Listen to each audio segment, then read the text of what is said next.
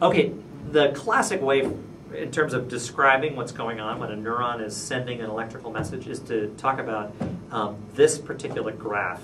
And hopefully the concepts that we've discussed up until this point will make this graph highly interpretable and very easy to understand. But let me go through it little at a time, okay?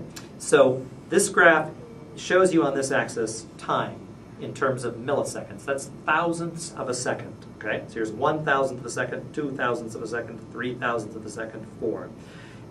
On this axis, we have voltage, right? The potential difference, the difference in charge between the inside and the outside. So here's 0, right? This is positive territory up here. Here is minus 65, right? Minus 65 to 70, which is our resting potential, okay? And the voltage changes are going to be shown along this solid line, okay? This is going to represent the difference in charges between the inside and the outside. Along this axis is what's known as conductance, or G. This is basically a measure of the permeability of the membrane to specific ions, right? And how many of those ions are flowing. How much conductance, is occurring. How many sodium ions are crossing those voltage-gated, sodium channels in their open state, right? How many, potassium ions are flowing out through the voltage-gated potassium channels, right, when they're in their open state. So if we follow along here, let's look at the voltage changes first. We have, resting potential, and then it starts going from minus 65, right? It starts going towards, minus 60, minus 55. I want you to remember that this is called depolarization, right? We are reducing the difference in charge between the inside of the cell and the outside, going from rest, minus 65, to our threshold, right, at minus 55. And at minus 55, this line right here is GNA, this dotted line right here that shoots up. This is a measure of sodium conductance. How much sodium is flowing, right? And all of a sudden, it shoots up, right? This means that suddenly the membrane has become more permeable to sodium, right? It's in a state in which sodium can pass, right, from one side of the membrane to the other.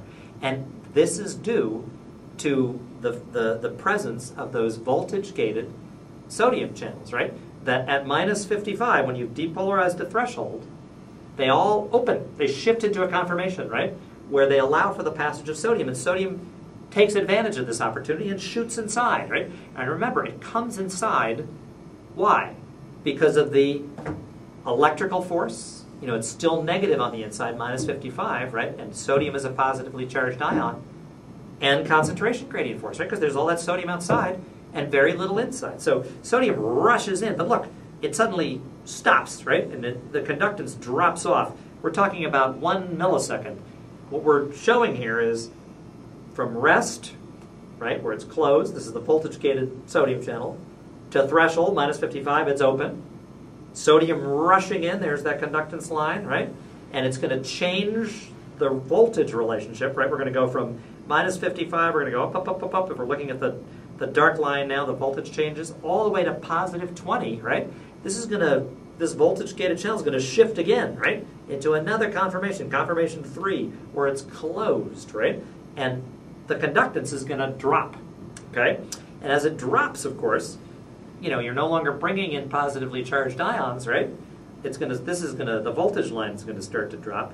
But another significant contributor, of course, right, is potassium. This is the potassium conductance. Remember, at around minus 55, this channel, this potassium channel, this voltage gated, starts to open as well, right? And potassium starts to flow out.